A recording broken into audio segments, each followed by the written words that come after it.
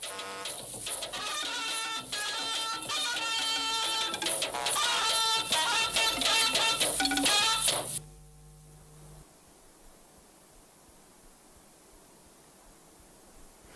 evening and welcome to the news. As usual, the Wednesday Bulletin is an eclectic assemble of news, reviews, previews and interviews. We focus on developing stories within the country, trends, updates and special reports that present fresh perspectives and provide insight to current events. Tonight, we'll be in Ado-Ekiti. Ekiti State was thrown into confusion on Monday following the killing of two traditional rulers and the adoption of school children, including their teachers, same day. The people of Ekiti State and security agents say they will not stand still while evil men take over. In the course of the bulletin, we shall bring to you efforts and updates on means of rescuing the adopted children and the mood in Ekiti State. All right, also on security, United States commends Nigeria on the professionalism exhibited by the Army. I am very encouraged by actions taken by President Tinubu and his national security team. We know that the government of Nigeria is making strides in strengthening the professionalism of the military. And from the judiciary, victory for Finteria Supreme Court's verdict keeps Adamawa under the PDP umbrella. Thankful for the judiciary for standing firm to ensure justice is delivered from the tribunal to the Supreme Court. And the bulldozers are back in the FCT. Illegal buildings go down to give way to the master plan. But not everybody is smiling. We have, as per usual, packages on health, science and technology, business and sports. Benny Adams will be minding his business tonight, while Abdullahi Ajia will be hoping to fly with the Super Eagles over Angola in the Africa Cup of Nations quarterfinal on Friday. As you know, the proof of the pudding is in the eating. I'm Ienre John, and this is News Extra. Welcome.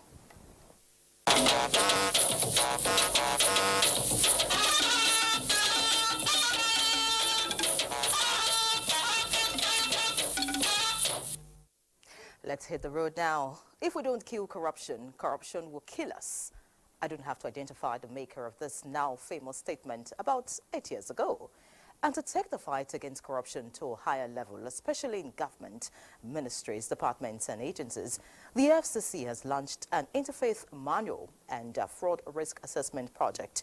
Vice President Kashim Shettima at the event reminded the anti-graft agency of its responsibilities of not just fighting corruption with lip service, but being practical in approach.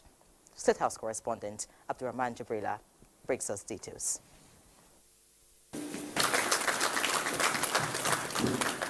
Eradicating economic and financial crimes through prevention, enforcement and coordination is what brought these stakeholders to restate the role of religion as a tool of redirecting the minds of youth away from the snare of cyber crimes.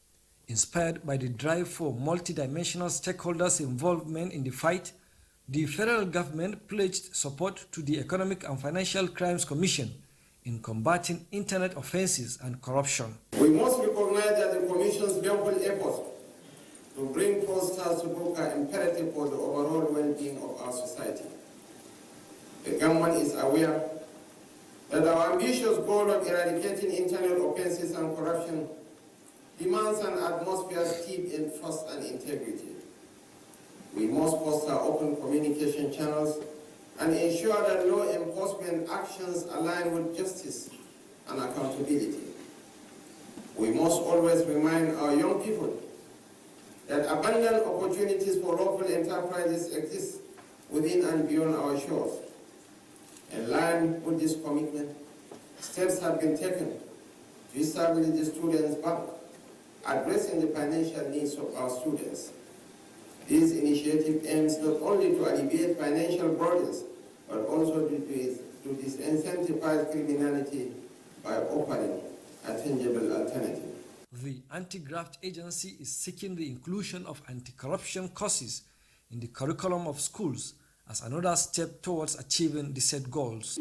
We all must stand up and be counted in the effort to reset the mentality of our youth that the fast lane to affluence is fraud. No, we should change their mentality.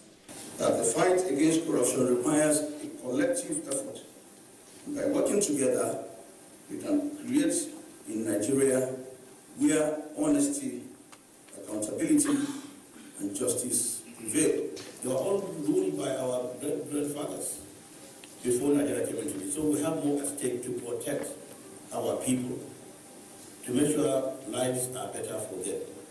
Community legislative harm, charity begins at home. Everything starts from somewhere. The way you groom your youth is what they will meet in the future. The launch of Interfaith Preaching and Teaching Manual developed for doctrinal instruction against corruption in both Christian and Islamic faith, and the Fraud Risk Assessment Prevention and Control Project for ministries, departments and agencies is what Nigerians are hoping to achieve for economic prosperity. In Abuja, Abraham Jibrila, NTA News. Meanwhile, improved collaboration on security, investment and trade between Nigeria and Germany were the matters that dominated discussion when the German ambassador to Nigeria, Annette Gunther, met with the president of the Nigeria's Senate, Senator Godswill Akpabio. National Assembly correspondent Lami Ali reports that Senator Akpabio requested for adjustments in the electricity-related contract with the German company Siemens. It is a meeting between representatives of two nations in different continents, but with shared similarities. Nigeria and Germany are the largest economies and most populous nations in Africa and Europe, respectively. Relations between them date back decades. Nigeria is the second largest trade partner with Germany in sub-Saharan Africa, the latest being the Siemens contract to improve electricity supply in Nigeria. Senator Akpabio says the terms of the contract should be adjusted. It's a good one, but how to make it work will be that it will not be good for them to only supply the equipment. We would like them to also be partakers in the implementation, installing the equipment and supervising it before handing over to Nigeria. He also seeks assistance in curbing insecurity in Nigeria. If they stop listening to social media, they will help most of the developing countries, because the social media will be awash with, oh, if you give them Tucano helicopters, if you sell this to them, they will use it to wipe out civilians and all that.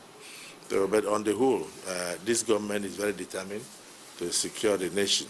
Annette Gunther, the German ambassador to Nigeria, reaffirms the readiness of her country to provide intervention, which she says is already on the table. We're also together with UNDP, we want to establish something that we call prevention facility, because we think in the Northwest we can still work with traditional systems of conflict resolution with the communities. Maybe it's not too late. So we want to come in with a stabilization prevention facility and to work with the communities. Both sides also touched on enhanced collaboration between parliaments of Nigeria and Germany. From the National Assembly, Lami Ali, NTA News. And still in the National Assembly, but in the Green Chamber now, 40 bills are presently at various stages of consideration in the House of Representatives towards the alteration of that constitution. Deputy Speaker of the House and Chairman, House Committee on Constitution Review, Benjamin Kalu, said this at a pre-inaugural meeting to draft a work plan. National Assembly correspondent Mitari Ikpen reports on this and other engagements in the Parliament. Constitution review is usually at the front burner of legislative agenda, and the 10th Assembly has the task of carrying out the 6th alteration of the 1999 Constitution as amended. The House Committee on Constitution Review is already drafting a work plan and engaging experts in the quest to revisit provisions of the Constitution that border on the security and welfare of citizens. The committee is fully aware of the concerns of Nigerians on the need to finalize and conclude discussions around Nigeria's constitution. In the last constitution review, there were some key constitution amendment proposals that did not pass either because we did not fully understand their provisions. An example was the proposal to create additional seats for women in federal and state legislative houses. Let us use this opportunity to understand this proposal, hoping that those who are the promoters of this particular amendment will start their advocacy timely. Meanwhile, the House Committee on Customs has approved a budget of 706.4 billion naira for the Nigeria Customs Service for the 2024 fiscal year, with emphasis on fast-tracking e-customs operation to boost trade facilitation and revenue generation. We are eager to learn about the impact of this e-customs modernization, the number of scanners deployed and functional, and the integration of artificial intelligence in our border stations. We are also collaborating actively with other agencies of government that will help us reduce the smuggling of vehicles. The Nigeria Customs Service says it realized 3.2 trillion naira revenue in 2023 out of a projected target of 3.6 trillion naira. From the National Assembly, Ienre, NTA News. And away from the National Assembly now, the federal government has assured businesses operating in the Lekki-free zone that the administration of President Bola Tinubu remains committed to providing the necessary infrastructure to enhance production and related activities in the area. Vice President Kashim Shettima stated this while interacting with some operators in the Lekki-free zone led by the Managing Director of Tolbram Group, Mr. Harish Aswani, who were on a courtesy visit to the presidential villa. State House correspondent Abdurrahman Jibrila reports. After a presentation of transformative solution for road infrastructure in the Lekki economic axis, the Vice President said the development of the road infrastructure along the Lekki axis will be prioritized.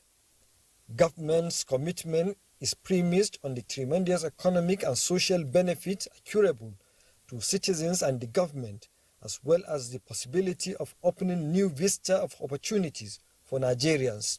The Vice President said President Tinubu's antecedents as a pro-business leader is a springboard that will galvanize the development of the area, which has huge economic benefits to government and the people.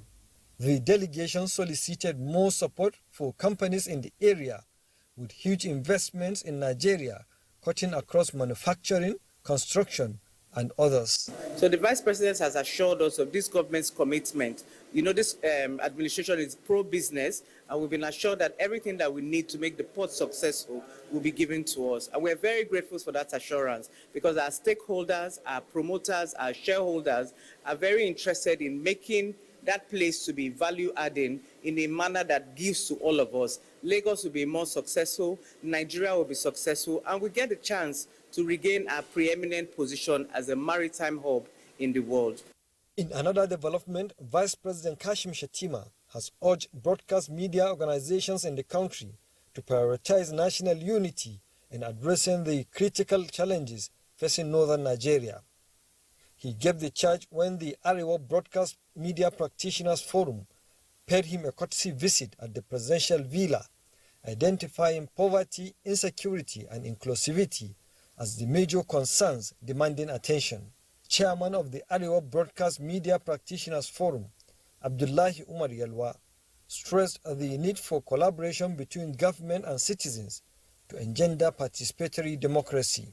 We raised the issue of insecurity in northern Nigeria and other parts of the country, and we got commitment from His Excellency that actions are being taken, and we hope in no time the insecurity issue will be put under check. We also raised the issue of the status of northern broadcast media in Nigeria. He expressed concern about the industry's post-pandemic struggles, stating the current state of broadcast industry portends danger since COVID-19. Many stations have not recovered from the shortfall. From the State House, Abdurrahman Jibrila, NTA News. Heading to the courtroom now. Earlier today, the Supreme Court affirmed the election of Amadu Fintiri as governor of Adamawa State after dismissing the appeal filed by his closest opponent in the state's governorship election, Senator Aisha Binani of the All Progressives Congress. Judiciary correspondent Austin Ayebe reports. Delivering judgment on the appeal, Justice John Okoro condemned the action of the resident electoral commissioner Hudu Ari, who declared Aisha Dahiru as the winner of the election, describing his action as irresponsible and criminal. The court held that it's only the returning officer, according to the law, who has the power to announce election results. He therefore dismissed the appeal in its entirety and affirmed the election of Governor Finture of the People's Democratic Party as the duly elected governor of Adamawa State. His lordship was categoric, he was very explicit, he was very strong that leadership in this country must carefully select the people to be entrusted with the sublime responsibility of manifesting the democratic will of the people into election results. Thankful for the judiciary for standing firm to ensure justice is delivered from the tribunal to the Supreme Court. Aisha Dahiru's legal team had rejected the Court of Appeals ruling, arguing their case on allegations of non-compliance with electoral regulations by the Independent National Electoral Commission. From the Supreme Court, Austin Anyebe, NTA News. Meanwhile, a federal high court sitting in Abuja has issued a warrant for the arrest of the chief of staff to the River State Governor, Edison Ienre, for his alleged involvement in the burning of the State House of Assembly. Justice Emeka Nwite granted the order for the arrest while delivering ruling in an ex parte application brought before the court at the instance of the Inspector General of Police. Ienre, who is the immediate past factional speaker of River State House of Assembly, was ordered to be arrested along with 5 other persons based in Port Harcourt for allegedly participating in some criminal activities. Those ordered to be arrested along with the former factional speaker, Ginjiri Bala, Happy Benedict, Progress Joseph, Adokie Oyagiri, and Chibuike Peter, also known as Rambo. In the ex parte application argued by a senior advocate of Nigeria, SAN, and Deputy Commissioner of Police, Simon Locke, the 6 defendants were said to be at large. Now, talking politics, after Kogi, Bayelsa, and Imo states, those states is up next for a governorship election.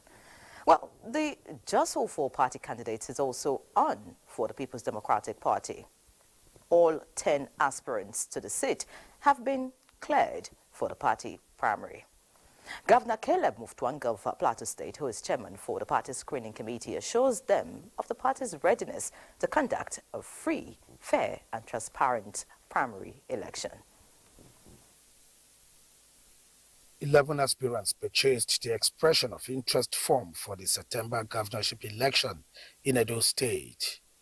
10 of them went ahead to purchase the nomination forms, qualifying them to face the party screening committee, headed by Governor Caleb Mutfwang of Plateau State.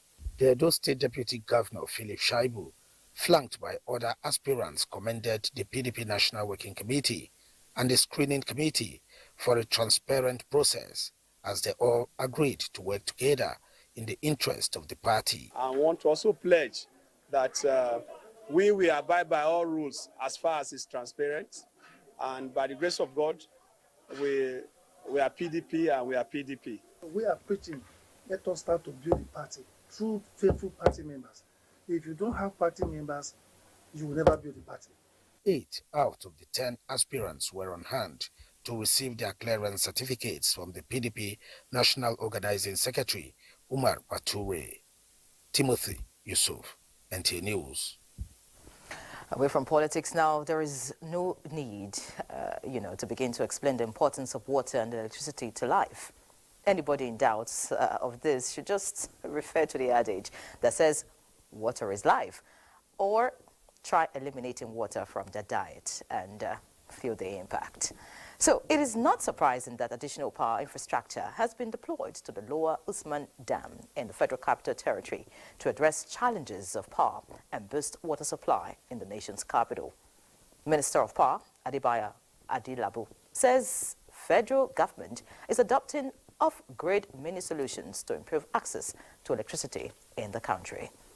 Joshua Ojito reports. Lower Usman Dam, located in Bwari area of Abuja, is the major source of water supply to the FCT and environs, but is constrained by availability of electricity, resulting to shortage of water supply to residents.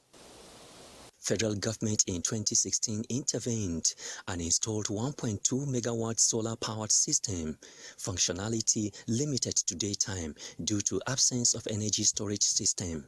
Now, storage system provided and inaugurated as backup for 24 hours power supply at the water treatment plant. On the mandate of the Power Minister, Adebayo Adelabu, Director in charge of Renewable and Rural Power Access in the Federal Ministry of Power, Abubakar Dabchima, hands over the project to the FCT authority. And what this entails that at any point in time, there will be adequate and available power to power the water treatment plant so that the FCT residents will not lack water. And at the same time, we reduce utilization of diesel fossil fuels. The plant we have around here runs 24 hours, 247. And you can imagine when there is outage, the number of liters of diesel that will definitely go into the plants. So we want to appreciate the Ministry of Power for this wonderful gesture. It's in compliance with what Mr. President stands to sign in COP28. This is the first of its kind to comply with that directive of energy storage platform, because we are now reducing carbon fuel in the atmosphere. And this is what we're supposed to replicate. There are expectations that the project will increase water supply for residents of the FCT and environs. Joshua Ojito, NTA News. Kashimbila, a unique name and a unique place in Adamawa State. The name will remind many Nigerians of more power to the national grid and more stable electricity bulbs at home because of the dam and power infrastructure going on there. But beyond the dam, Kashimbila holds other potentials that make the community attractive.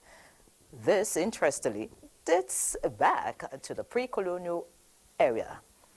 Joshua Ojito, who just returned from the border community with Cameroon, tells us more. Kashimbila, a quiet and peaceful community in the northeastern part of Nigeria, is a settlement to behold. With attraction for natural resources and favorable climatic conditions, Kashimbila is a destination to behold for tourism. Its people are predominantly farmers, fishermen and hunters, and its proximity to Cameroon makes it a commercially viable settlement.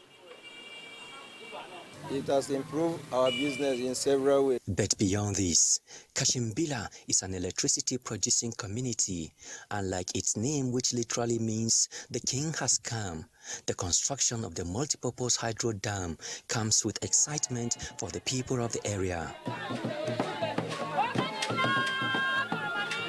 I'm very, very grateful because the project, I know that is the one to bring a development to us here in the village. Thank God, if they give us light, we'll be very happy. My business will move. Before even there's light, I will not find it very difficult. If I have this light, I will happy because of the way where the village there, I know like.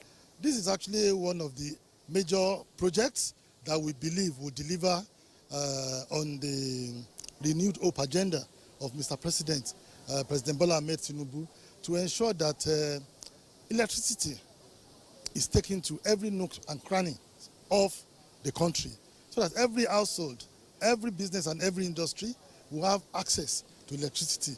In addition to electricity, the dam will serve for irrigation purpose and water supply to parts of Taraba State, as well as serve as buffer dam against possible collapse of Lake Nyos in Cameroon. With bubbling nightlife, the people of Kashimbila are optimistic of economic prosperity as the new investment destination blossoms. Joshua Ojito, NTA News. All right, away from power, roads are like the arteries that ensure movement of goods and services for growth and development. Just like arteries supply blood in the human body for survival. No wonder the federal government has plans to give good road networks to the 6 geopolitical zones in Nigeria under the Federal Road Infrastructure Tax Credit Scheme. The good news is the plan is yielding positive results. How else do we confirm this than that the contractor handling the rehabilitation of Umuahia Ikotekwene Road, which has been in a deplorable state for many years, has returned to site?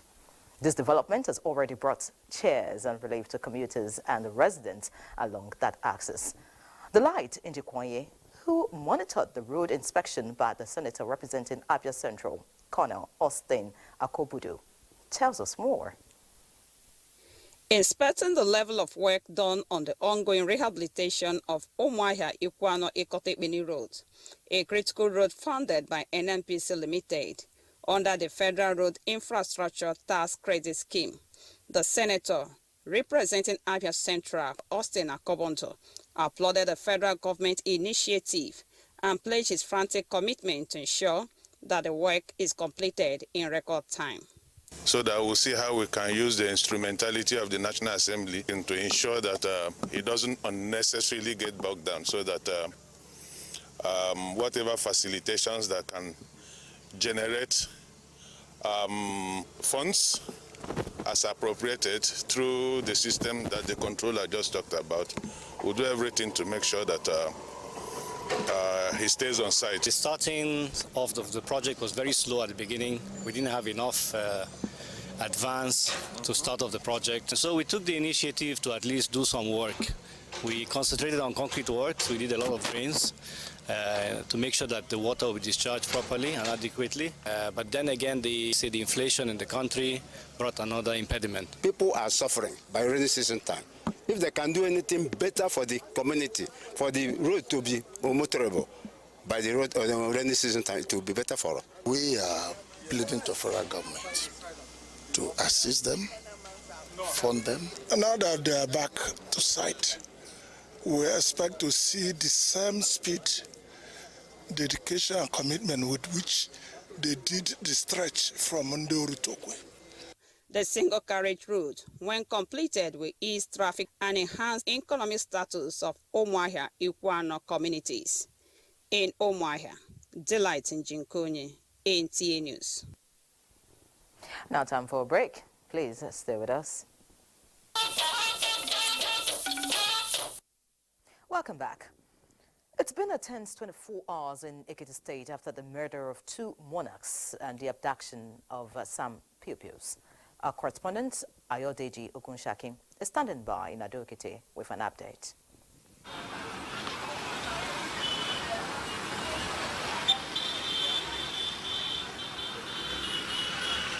Well, Ekiti State has been in shock since the gruesome murder of the 2 traditional rulers, the Olumoju of Imoju and Elesun of Esu-Ekiti, and the adoption of some school children of the Apostolic Faith Nursery and Primary School and their teachers.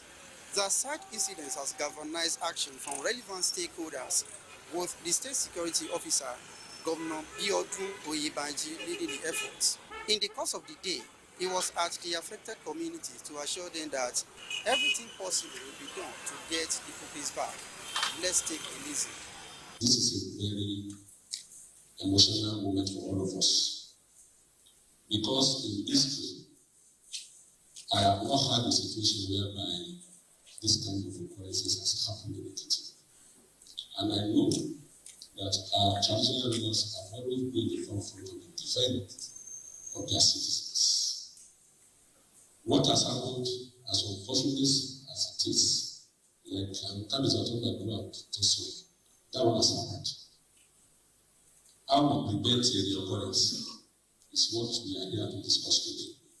Because I want them to listen to the truth. Because investigation is already going on in the states, and most of these people live in a community that give them information, all of them, they live within us. So by the time the government clamp down on them, I will plead for cooperation of our royal fathers, and I don't want us to leave any meaning to it. Because the only thing we can do in honor and the memory of our departed monarchs is to ensure that we bring this justice so that it will not happen again.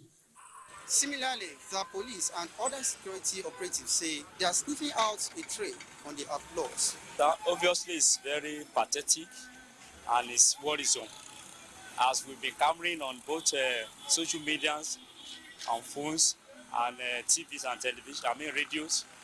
We've been calling on the security architect of the state, starting from the governor, who is the chief security officers. We have been calling on them to take a proactive steps in curbing all these menace. It is pathetic. People are afraid to even move alone.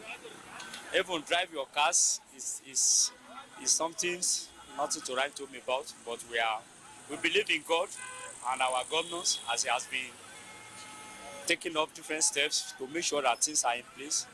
So if we can provide more employment for the youth, maybe that it can combat the need in security so that it can improve and our security state in the state country. Because the work now is from the government, not for the people. Local security has to be established. We need to establish them very well.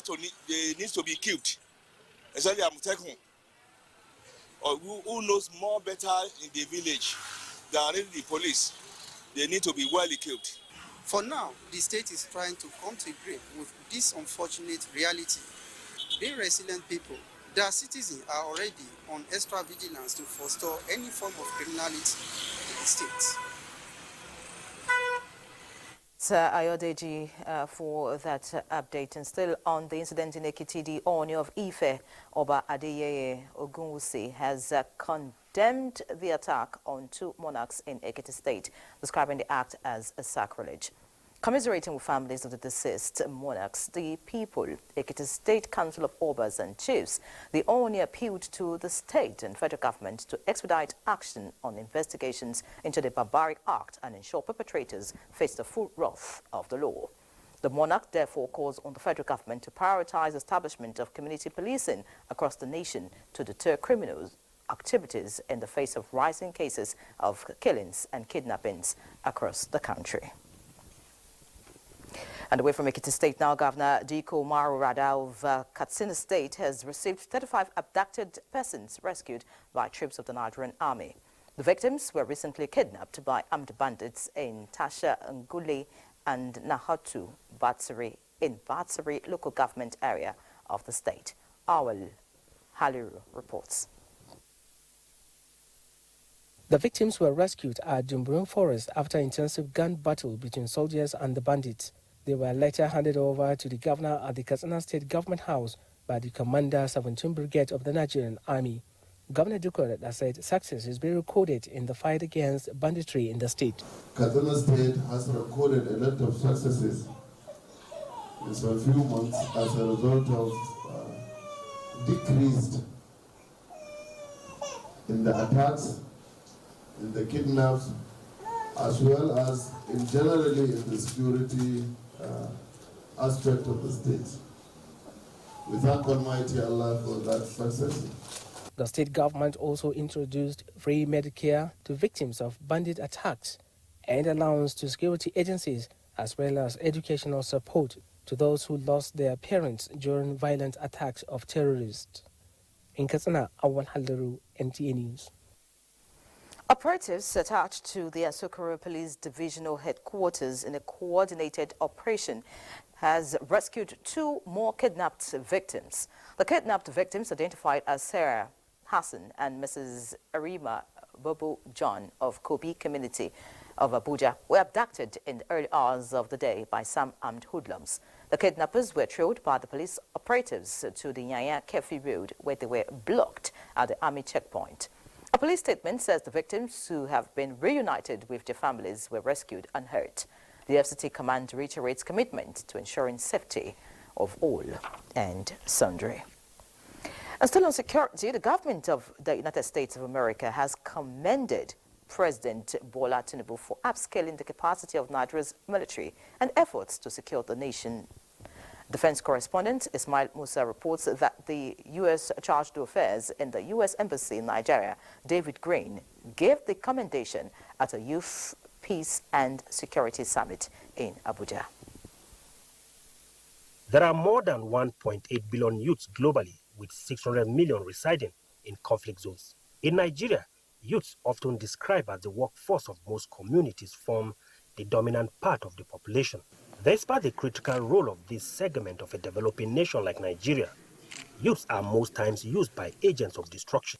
Youth are the fulcrum in every society and future of any nation, so can they play a detrimental role and prevent the progress of a nation if they are not positively and actively engaged in nation building. Youth engagement at every level remains a veritable means to fast-track peace, security, and development. The absence or limited inclusion of youth in peace processes has often led to the failure of those processes.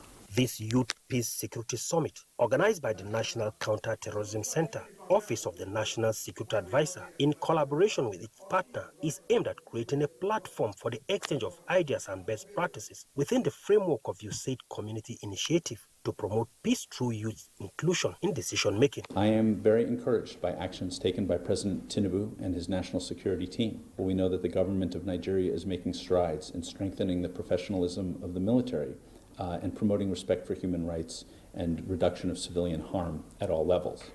We hope that we continue to ensure the sustainability of youth engagement beyond CIPP. We're hoping to expand opportunities for youth participation and decision-making to foster an enabling environment for national peace and stability. The program being implemented in northwest and north central states of the country encourages knowledge exchange and collaboration among government and non-governmental agencies and the media with a view to promote sustainable peace initiatives and foster an inclusive approach to peace building. One of the take-home from today's event is the emphasis on United Nations Security Council Resolution 2250, which emphasizes the inclusion of youth in peace and developmental process. In Abuja, Ismail Musa, NTA News. Meanwhile, the Federal Ministry of Youth Development has expressed preparedness to partner with the National Drug Law Enforcement Agency, NDLEA, on raising awareness, providing rehabilitation and skills acquisition for Nigerian youths affected by the scourge of substance abuse. Minister of Youth Development, Dr. Jamila Ibrahim, made this known when she visited the chairman of NDLEA, Brigadier General Mohammed Buba Marwa, at the agency's headquarters in Abuja to discuss areas of collaboration to include advocacy and strengthening grassroots awareness. She expressed optimism that the National Youth Development Bank, soon to be launched by the federal government, could serve as a channel for rehabilitated young Nigerians to get funding for beneficial endeavors. The NDLEA boss stressed the urgent need for all stakeholders to strengthen partnership with a view to curbing the menace of substance abuse and illicit drug trafficking, given the strong nexus between drug abuse and security challenges facing the country. In other news, the biggest challenge facing people in the Niger Delta region, especially Ogoniland, is land pollution and degradation. Efforts to combat this threat to livelihoods have been on since. We know the program as the Hydrocarbon Pollution Remediation Project and is targeted at improving the lives and livelihood of people of Ogoniland. Well, for those having doubts about the completion of the project, here is some good news. The Minister of Environment and his Niger Delta Development counterpart at a high-powered meeting in Abuja promised to work round the clock to eliminate every impediment slowing down the project. Charles Afar was there and tells us more. The meeting is the 8th of the Governing Council of the Hydrocarbon Pollution Remediation Project, with the Ministers of Environment and that of the Ministry of Niger Delta, Boubacar Momo, involved. Briefing journalists after the meeting, Balarabe Abbas said the council delved into a number of issues, some of which were the efforts being made to address the challenges confronting a robust implementation of HYPREP. HYPREP is a project that has a lifespan. which will be completed within certain time. They've been there for the last 5 years. We've been trying to get things done, and we have a lot of issues that we've been trying to address. What they need is that they need to give us the cooperation to do it for them, because that project is for them. Minister of Niger Delta, Abubakar Momo, believes such meeting demonstrates the desire and commitment of both ministries to HYPREP. For me, as a minister of Niger Delta, I have a very hard stake in HYPREP, because the cleaning up of Ogoni land will be to my satisfaction, because the people of Ogoni will be at peace and the region will be at peace.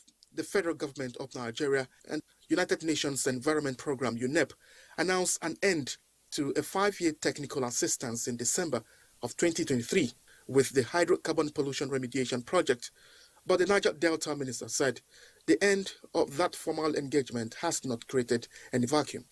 The hydrocarbon pollution and remediation project has since been handed to the leadership of the Federal Ministry of Environment. Charles Alpha, NTA News. Still on the environment, but heading to Gombe State now, the state government has paid compensation worth over 300 million naira to 343 property owners that would be affected by the Gully Erosion Control Project. The state government is undertaking the project is supported by the World Bank Agro-Climate Resilience in Semi-Arid Landscapes. Emmanuel Akila reports that this is a consolidation on sustainable efforts to fight environmental degradation in the state. To curb the destruction brought about by the menace of gully erosion, Gombe State government commits over 500 million naira to participate in the Agro-Climate Resilience in Semi-Arid Landscapes, ACRISAL, a World Bank-assisted project in 19 states and the Federal Capital Territory. Today's event demonstrates our dual commitment to protect our environment and safeguard the livelihoods of those directly affected by the project. The compensation is intended to mitigate the inconveniences associated with relocation and to assist those affected by the project to rebuild their lives in their new environments. The over 12 billion naira project is meant to control a 21-kilometer gully erosion site from the Federal College of Education Technical Gombe to the suburbs of the state capital. Members of the benefiting community are happy with the support given to them by the government to move away from the gully erosion site and the attendant flooding that comes every rainy season that results in loss of lives and property. We never see or witness this big project like this one. It will help our people. Greater portion of the residents here are people that are at the lower level of the ladder. So it's like a covenant that he has kept closer to his heart. And today, to the glory of the Almighty, you can see a lot of them are going home smiling with checks. A similar effort in 2019 has seen the control and reclamation of over 7 kilometers of gully erosion sites in Gombe State University, traversing its host communities. In Gombe, Emmanuel Akila, NTA News. Many thanks, Emmanuel. Let's now join Abdullahi Gia for an update as regards AFCON. Abdullahi, what's up? Thank you, Ienre. Welcome to AFCON Update. I am Abdullahi Gia. Of course, today is March Friday, but let's go to the stories we have for you today. With the shock exit of most bookmakers' favorites from the Africa Cup of Nations, a new champion will emerge when the final is decided on February 11. Francis Kabile was at the Old Parade Ground, where she found this report. It's been weeks of crackers, shocks and surprises in the 34th edition of the Africa Cup of Nations in Côte d'Ivoire, where 24 African nations are showing their football power. Of course, 16 teams have been eliminated as we speak, leaving 8 in the quarterfinal stage of the tournament. 8 teams such as Nigeria, Côte d'Ivoire, Cape Verde, Angola, South Africa, Guinea, Democratic Republic of Congo, and Mali, who have been giving good accounts of themselves and now through to the quarterfinals. So far, top 5 African countries with big names such as Morocco, Algeria, Senegal, Egypt, and Ghana have been knocked out of the competition. I'm out to ascertain the expectations of football lovers concerning the AFCON quarterfinals. Because I'm very sure we'll win, no doubt about it. If we can put the effort we put in our last match, we'll beat them close to 2 or 3-0. And no doubt the boys are doing great. Although we want them to be scoring more goals because the Angola team, they are really good scorers. Yeah, I see Nigeria winning Angola because Nigeria defense is quite strong and we have a very good goalkeeper. The only thing is that Nigeria, we have players, but they are not really a team. It's just that each player has their own individual, thing they do. If we want to go by the way they played in the last match against Cote d'Ivoire, then I would say our expectations are high. But, football being what it is, anything can happen because you guys can see what has been going on through the Nations Cup up to date. So we must not relax. There you have it. The quarterfinal fixtures kick off with Nigeria going up against Angola, and football fans believe the Super Eagles have what it takes to progress.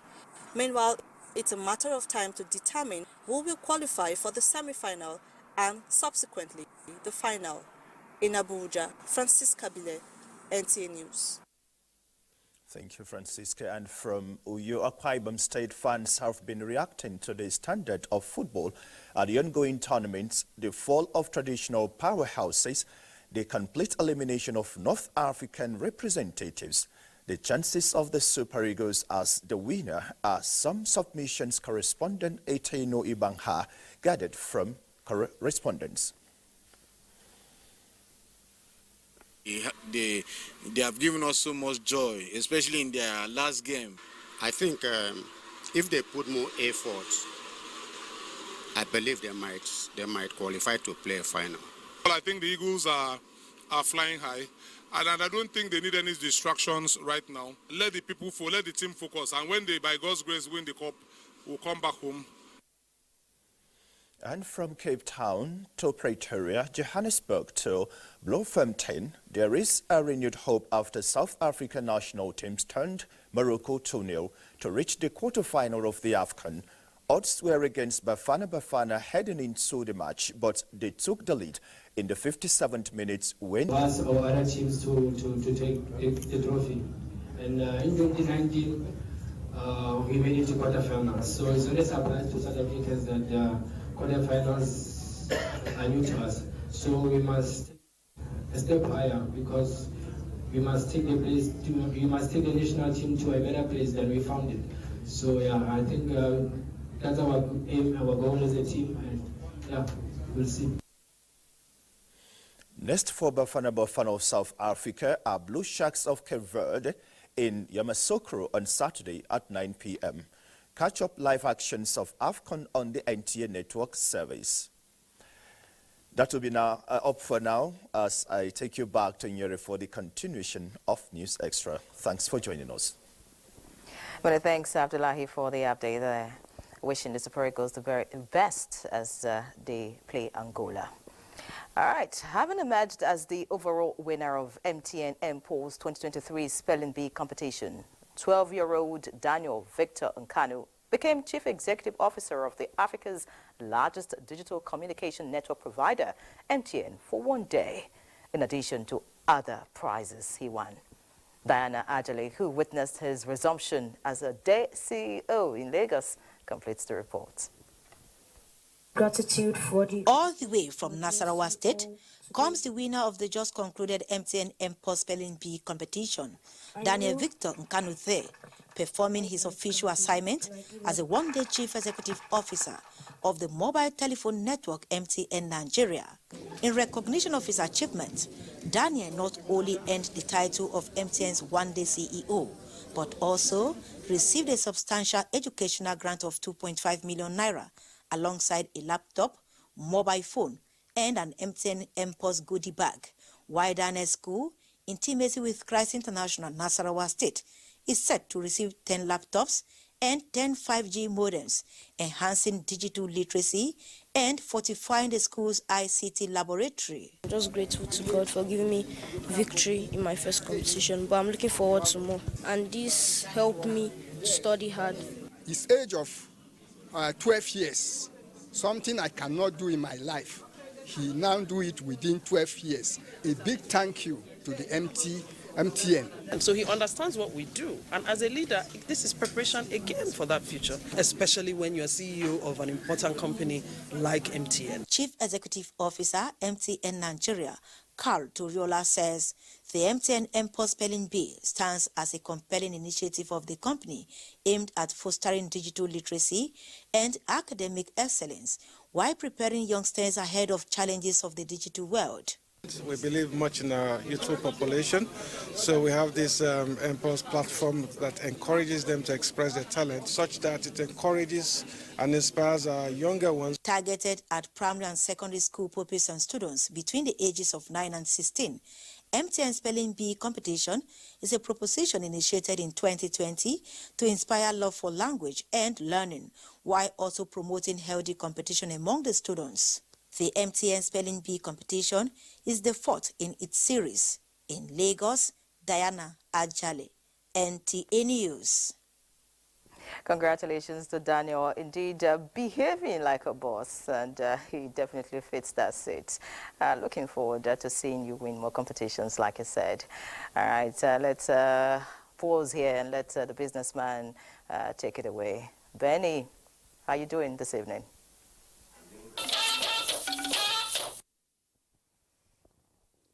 Welcome back. Benny's ready now. Let's have business news. You are now talking business ahead of the World Trade Organization's 13th Ministerial Conference holding in Abu Dhabi in February. Countries around the world are concluding the deposition of instruments of acceptance on the agreement that seeks to address subsidies to overcapacity and overfishing on continental waters. Negotiations at MC13, so our work is very much cut out for us. Every single one brings us nearer to ratification, and I also agree that once we get the protocol ratified and accepted, they can apply to the Fish Fund for resources to strengthen their fisheries management capacity and enable them to implement the agreement. So this is a very good move. Now talking energy matters, oil prices fell on Wednesday, pressured as lackluster economic data in China, the world's biggest crude importer, weighed on demand sentiment, but prices were set for their first monthly gain since September as flaring tensions in the Middle East heightened supply concerns. And Brent crude futures for March, which expired today, fell 87 cents to $82 a barrel. The more actively traded April contract fell 80 cents to $81.70. U.S. West Texas Intermediate crude futures declined 23 cents to $77.59 a barrel. And on commodities watch, gold prices were on track for their first monthly decline in 4 as investors had toned down their estimate of rapid and deeper rate cuts in the U.S. on the face of a resilient economy. Let's take a look at prices of other commodities on the international market.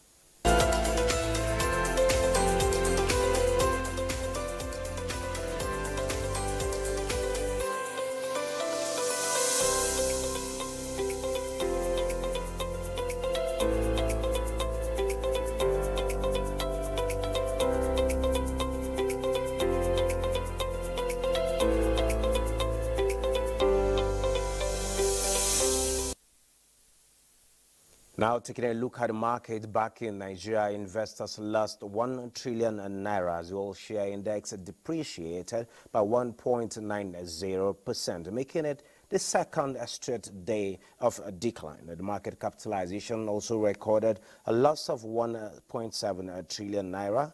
The total volume traded advanced by 15.44% to close at 749.13 million naira, valued at 22.49 billion naira, and traded in 14,288 deals. Transcap was the most traded stock by volume with 79.69 million units traded, while Geregu was the most traded stock by value with 6.98 billion naira worth of units traded. At the close of trading, the market recorded 10 gainers, 56 losers, and 50 remained unchanged. Well, that is the updates and business. News Extra continues. Many thanks, Benny. We're still talking business. This is about a market and what attracts customers to a market, actually, availability and affordability of goods and services. Masaka Market in Karo local government area of Nasarawa State has these dual criteria. In this report, Blessing Damfulani explores reasons why many people, including FCT residents, patronize the market. The proximity of Karo local government area of Nasarawa State to the Federal Capital Territory has necessitated some FCT workers to take shelter in satellite towns of Karo, Masaka inclusive, due to high cost of living in the nation's capital. Although the original inhabitants of Masaka are the Bagis, majority of the settlers in Masaka are people from different parts of the country. Masaka Market is a popular destination for buying and selling of goods, especially foodstuffs, due to their availability and affordability, as people from within and outside Nasarawa State, including the FCT, throng there to transact businesses. Mostly in the evening when they are coming back, they would like to drop and pick some things with us here.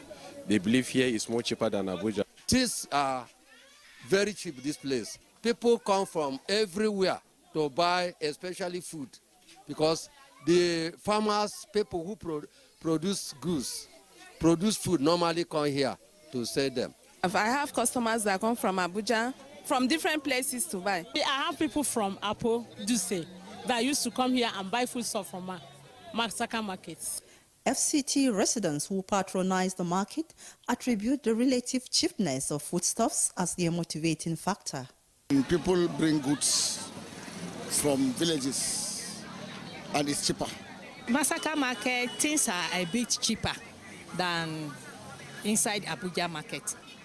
I also have varieties of things here that you can make your choice. Well, some people from Masaka troop into Abuja on a daily basis in search for livelihood. Some residents of Abuja also come to Masaka market every Friday to buy foodstuffs. Call it a symbiotic relationship and you will not be wrong. Hunger is no respecter of anybody. That is why both the buyers and sellers are longing for the day when foodstuffs will be cheaper and more affordable to the populace. From Masaka, Karo local government area of Nasarawa State, Blessing Damfulani, NTA News.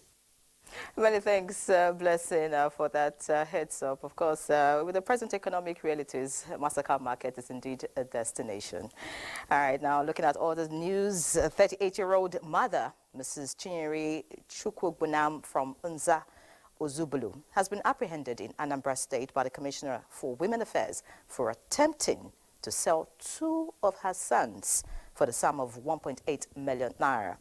The culprit, in an exclusive interview with NTA News, said she wants to use the proceeds to train her other children. She has been handed over to the police by the ministry. Let's see this report put together by Chinyere Fesi Okoye. Because of the financial of money, I didn't have any money. I told them 2 million, so they say it's too much. So then I told them, okay, let them give me 1.8. She wanted to send my 2 brothers so that she can train those on in school. That was the confession of the 38-year-old Mrs. Ienre Chukwuegbunam and her 17-year-old daughter, who conspired to sell 10-year-old Favor and 7-year-old Monachi to the Anambra State Commissioner for Women Affairs and Social Welfare, Ifeanyi Binabo, who pretended to be an interested buyer following a tip-off. We got information that a woman is about selling her 2 sons. They told us 2 million, 1 million for both of them. And at the end of the day, we bargained and got 1.8 million for the 2 sons, grown-up children, you can see. So we pretended to be buying the children, and today we were able to rescue them. The culprit and the 17-year-old daughter have been handed over to the police for further investigations and actions. However, the question bothering the minds of many now is, who is sure Mrs. Ienre Chukwuegbunam actually is the biological mother of these children? NTA News will keep you posted as investigations into the matter continues by relevant authorities. In Oka, Chinyere Fesi Okoye, NTA News. Chinere, you need to stay on that so we can see the end of that particular story to serve as deterrent to others. Now, a ray of hope for inmates of correctional facilities across the country as the federal government rolls out plans to commence skills acquisition that will guarantee at least 2 acquisitions for each inmate before they finish their term. The Minister of State Youth, Ayodele Olawande, said this when he visited the Kuje Correctional Facility accompanied by the Senior Specialist Advisor to the President on Technical, Vocational and Entrepreneurship Education, Abiola Arugundade. The visit enabled the team the opportunity to interact with inmates in order to come up with empowerment programs that will prepare them for a better life and reintegration into the society after finishing their term.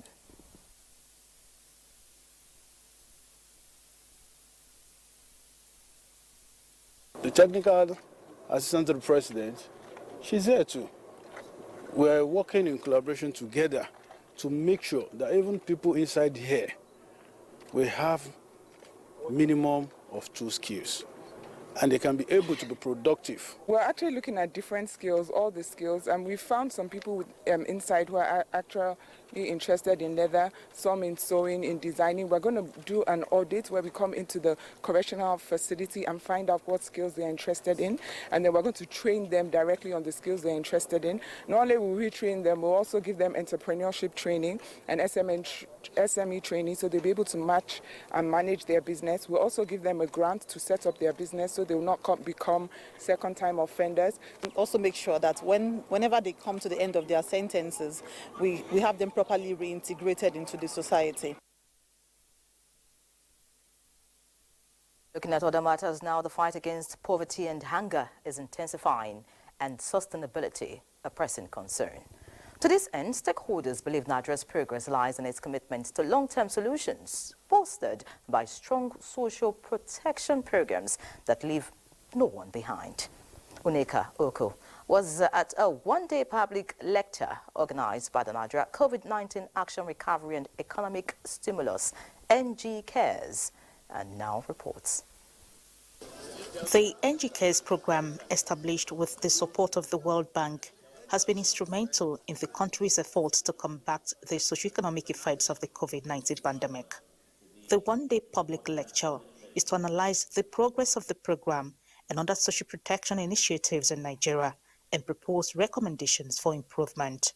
It's a recognition that much as we think we have progressed, we have achieved progress, there is a lot that remains to be done. As you all recall, COVID-19 gave birth to the NG Cares program. But today we are confronted with even more challenges that require immediate intervention of the government at all levels. Despite numerous challenges ranging from need for improved coordination among different tiers of government to increased coverage for marginalized communities, Nigeria's social protection journey is acknowledged to have witnessed substantial progress over the years, with the COVID-19 pandemic amplifying the importance and urgency of further strengthening these efforts. To institutionalize social protection in Nigeria, we need to ensure that the social protection bill is passed into law, and then we can have something that becomes like a law that governs whatever we do. The public lecture, titled Social Protection in Nigeria, the journey so far highlighted gains of investing in social protection as a means of reducing poverty and bridging socio-economic inequalities. In Abuja, Neka Oko, NTA News. Let's take another break now. Please remain tuned. Glad to have you back. 4th fire incident in 3 years. You would definitely say that is one fire too many. Now, that's the story of Nembe Jetty in Port Harcourt, River State. The 4th of the fires, which just occurred, is generating concerns from boat riders and passengers, considering the volume of trading and human activities that take place at the jetty and the negative impact on their economic lives. Emmanuel Lene visited the scene of the fire incident and now reports. Nembe Jetty is a busy entry and exit point for residents of many riverine communities In Rivers and Bayelsa states, the jetty links passengers and business operators to Boni, Kula, and Nembe in Bayelsa states. Unfortunately, various degrees of fire outbreaks have been witnessed at the jetty over time. The recent fire breakout on Monday 29th caused massive damage. Several persons were seriously injured, according to eyewitnesses, with boats and goods destroyed. And so we have people, they run, say, fire, oh, they begin run. As they run, you get some cylinder where they are. Then those cylinders, as the fire don't they catch, the boat don't they lose, they run. They know if you run, this one now, can't go hook. Now, so before you know. So they are like trying to start the engine and the battery head just sparked. The passengers that saw the fire, they were shouting, fire, fire. The other few people, passengers, tried to escape to the other boats. Each time there is a fire outbreak, the level of damage is unquantifiable. Boat and business owners are calling for more firefighting facility as a standby to contain any other outbreaks to reduce the damage to property. When it came here on Monday, you will see boat more than 40 to 30 boats, this local boat. So we need the fire service. Rivers State government has visited the scene of the incident to empathize with victims of the fire incident, with promises to renovate the burnt jetty and put in place measures for fire prevention. I want you to know that the governor is aware of what has happened. He is seriously concerned about it, and he is seriously sympathizing with all of you. Boat owners and passengers are hopeful that measures put in place will be adequate to prevent or mitigate effects of fire at the jetty. In Port Harcourt, Emmanuel Lene, NTA News. Another quick break. Please stay.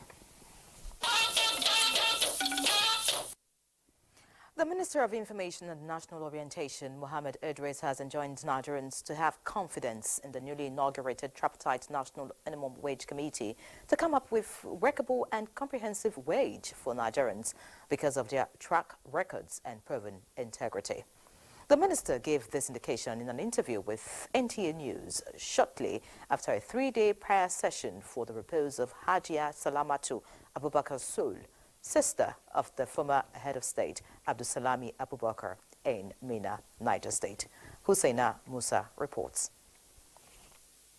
Mission and National Orientation, Mohammed Idris says though the committee is not bound by a time frame, he expressed confidence that they will do justice to the national assignment and submit the report in a good time. I recall that the new national minimum wage hopefully will come into effect in April, and so all stakeholders are going to work very hard to ensure that we achieve that before this current cycle ends by the 1st of April. It's going to be a very comprehensive thing, so that at the end of the day, the organized labor will feel that they've gotten something that is worth it, something that is achievable, something that is also sustainable. That is what is important for any national minimum wage. Whatever government policy comes out is binding to Nigerians. So as much as such, it is necessary for them to consult, to do a lot of consultation with private individuals who are employers of labor. The minister, who was among thousands of sympathizers at the 3-day funeral prayers, urged the former head of state, Abdulsalami Abubakar, and other family members to take solace in the fact that the deceased lived an exemplary life. We've all come here to pay our last respects to her and to pray for the repose of her soul. I thank Her Excellency President Tinubu, to the Vice President who has phoned me personally, to the Governor who not only came to condole me, but attended the prayers. All the public who are here, I want to thank them immensely. The 3 days prayer presided by the Chief Imam of Mina, Malam Isa Fari, featured prayers for the deceased, the family she left behind, the leaders and the populace. In Mina, Husseina Musa, NTA News. The death has been announced of Deaconess Mojisola Adekboju Oluokere Nei Akintunde. a retired deputy director at the Federal Ministry of Niger Delta Development. Deaconess Mojisola Oluwakere was born on the 3rd of July 1954 at Iba town in the old Oyo state. She served in various capacities across sectors and was a community pillar who was passionately devoted to the welfare of others. The wake and night of tributes in her honor is slated for Thursday, 1st February 2024 at the auditorium of the National Merit House, Maitama, Abuja by 4 p.m., while the funeral service and interment are scheduled for Friday, 2nd February 2024 at 7:30 a.m. at her residence, Flat 3, Block 36, OAU Quarters, Maitama, and at the Guards Brigade Cemetery, Abuja, respectively. The Thanksgiving and outing service follows immediately at the Apostolic Church, Wuse 2, Abuja, by 10:30 a.m. She's survived by her husband, Prince Samuel Oluwaseyi Oluwakere, 3 children, 5 grandchildren, and other relatives. And that concludes News Extra tonight. Many thanks for being a part of it. Have a good night.